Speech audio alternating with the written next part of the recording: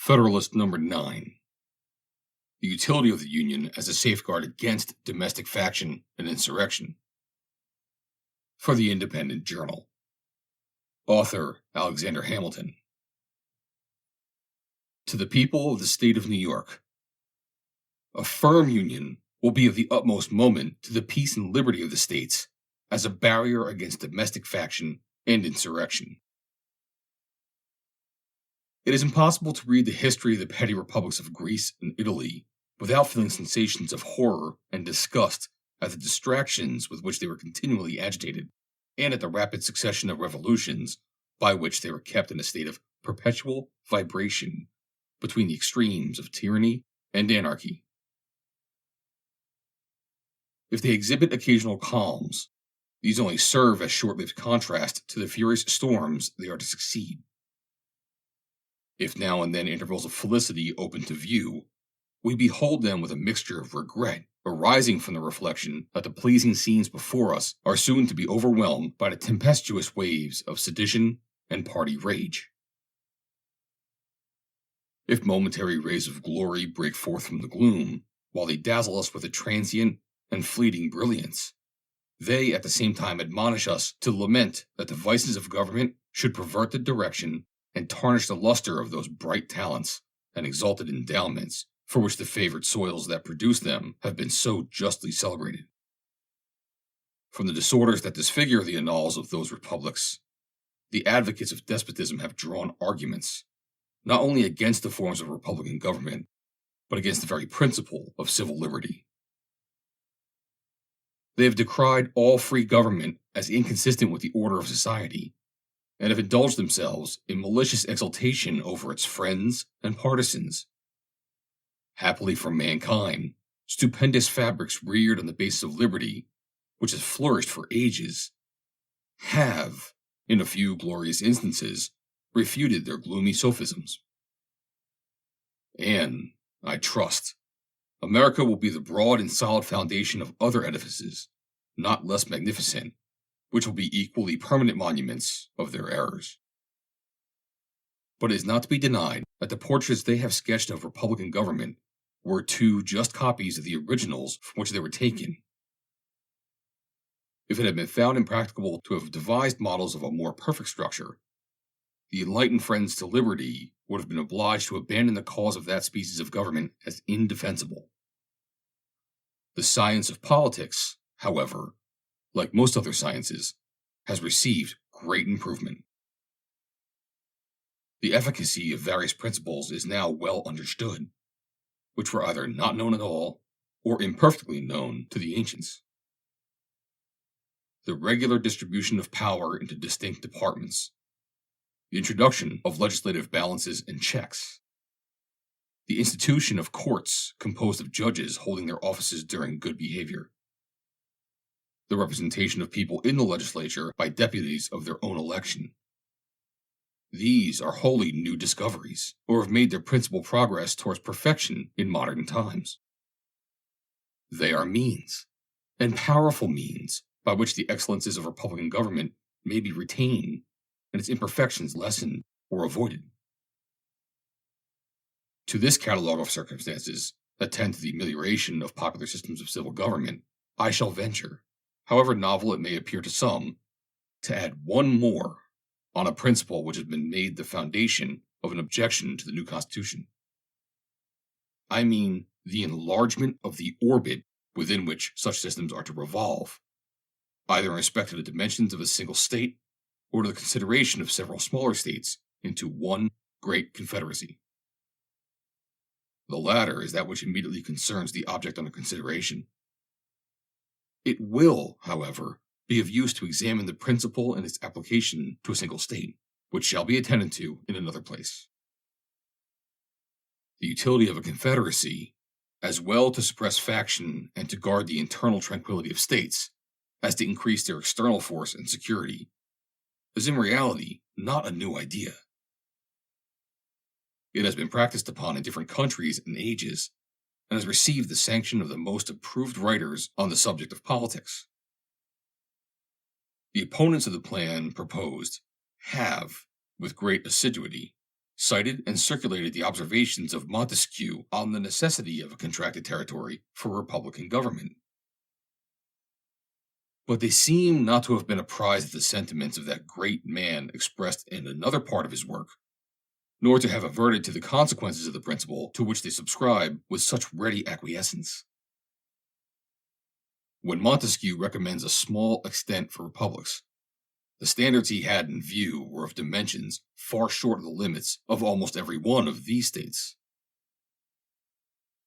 Neither Virginia, Massachusetts, Pennsylvania, New York, North Carolina, nor Georgia can by any means be compared with the models for which he reasoned and to which the terms of his description apply. If we therefore take his ideas on this point as the criterion of truth, we shall be driven to the alternative either of taking refuge at once in the arms of monarchy, or of splitting ourselves into an infinity of little, jealous, clashing, tumultuous commonwealths, the wretched nurseries of unceasing discord, and the miserable objects of universal pity or contempt. Some of the writers who have come forward on the other side of the question seem to have been aware of the dilemma, and have even been bold enough to hint at the division of the larger states as a desirable thing.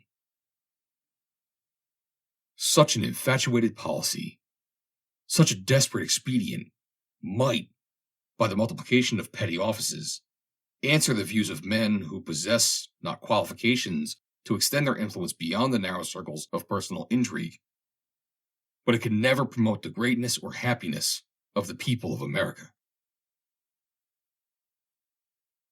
Referring the examination of the principle itself to another place, as has been already mentioned, it will be sufficient to remark here that, in the sense of the author who has been most emphatically quoted upon the occasion, it would only dictate a reduction of the size of the more considerable members of the Union, but would not militate against their being all comprehended in one Confederate government, as this is the true question in the discussion of which we are at present interested.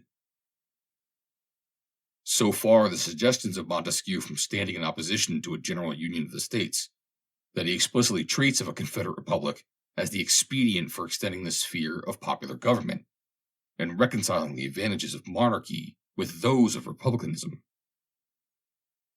It is very probable, says he, that mankind would have been obliged at length to live constantly under the government of a single person, had they not contrived a kind of constitution that has all the internal advantages of a republican, together with the external force of a monarchical government. I mean, a Confederate republic. This form of government is a convention by which several smaller states agree to become members of a larger one which they intend to form. It is a kind of assemblage of societies that constitute a new one, capable of increasing, by means of new associations, till they arrive to such a degree of power as to be able to provide for the security of the united body. A republic of this kind, able to withstand an external force, may support itself without any internal corruptions. The form of the society prevents all manner of inconveniences. If a single member should attempt to usurp the supreme authority, he cannot be supposed to have an equal authority and credit in all the Confederate states. Were he to have too great influence over one, this would alarm the rest. Were he to subdue a part, that which would still remain free might oppose him with forces independent of those which he had usurped, and overpower him before he could be settled in his usurpation. Should a popular insurrection happen in one of the Confederate states, the others are able to quell it. Should abuses creep into one part, they are reformed by those that remain sound. The state may be destroyed on one side and not on the other. The Confederacy may be dissolved, and the Confederates preserve their sovereignty. As this government is composed of small republics, it enjoys the internal happiness of each, and with respect to its external situation, it is possessed, by means of the association, of all the advantages of large monarchies.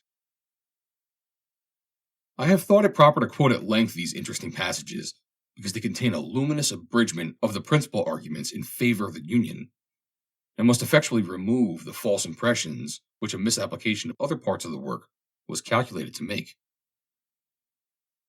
They have, at the same time, an intimate connection with the more immediate designs of this paper, which is to illustrate the tendency of the Union to repress domestic faction and insurrection.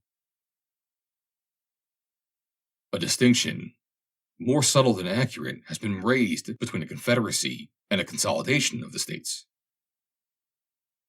The essential characteristic of the first is said to be the restriction of its authority to the members in their collective capacities, without reaching to the individuals of whom they are composed. It is contended the National Council ought to have no concern with any objection of internal administration. An exact equality of suffrage between the members had also been insisted upon as a leading feature of the Confederate government. These positions are, in the main, arbitrary. They are supported neither by principle nor precedent. It has indeed happened that governments of this kind have generally operated in the manner which the distinction taken notice of supposes to be inherent in their nature. But there have been in most of them extensive exceptions to the practice, which serve to prove, as far as example will go, that there is no absolute rule on the subject. And it will be clearly shown in the course of this investigation that as far as the principle contended for has prevailed, it has been the cause of incurable disorder and imbecility in the government.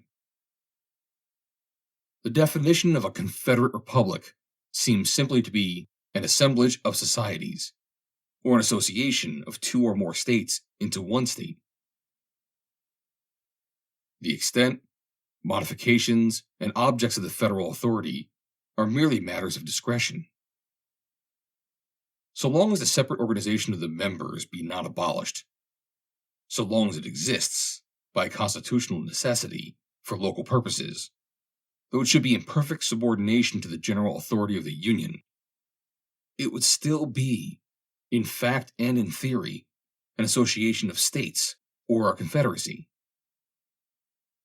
The proposed Constitution, so far from implying an abolition of the states' governments, makes them constituent parts of the national sovereignty by allowing them a direct representation in the Senate, and leaves in their possession certain exclusive and very important portions of sovereign power. This fully corresponds, in every rational import of the terms, with the idea of a federal government. In the Lycian Confederacy, which consists of 23 cities or republics, the largest were entitled to 3 votes in the Common Council, those of the middle class to 2, and the smallest to 1. The Common Council had the appointment of all the judges and magistrates of the respective cities. This was certainly the most delicate species of interference in their original administration, for if there be anything that seems exclusively appropriated to the local jurisdictions, it is the appointment of their own officers. Yet Montesquieu, speaking of this association, says, "Were I to give a model of an excellent Confederate Republic, it would be that of Lycia." Thus we perceive that the distinctions insisted upon were not within the contemplation of this enlightened civilian, and we should be led to conclude that they are the novel refinements of an erroneous theory. Publius. Read by Joe DeNoia, Chesterfield, New Jersey, July 7th, 2022.